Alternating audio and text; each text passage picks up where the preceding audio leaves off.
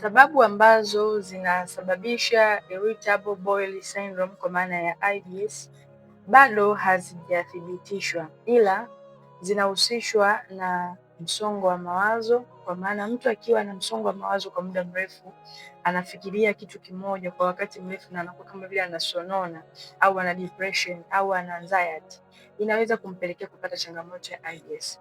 Lakini kwa watu ambao wana matatizo ya mfumo wa neva tumboni pia unaweza ukaathirika na hii changamoto.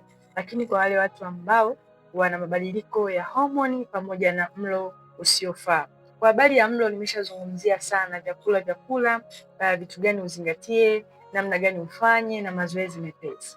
Sasa kama haujaingia kwenye program yangu ya lishe, unaweza ukanitafuta kwa namba yangu ambayo iko hapo profile na nikakusaidia kuweza kupata suluhisho la kudumu la changamoto yako, kwa sababu natoa program ya lishe, lakini pia natoa program ya mazoezi mepesi ambayo itakusaidia kuweza kupata suluhisho la kudumu la changamoto yako.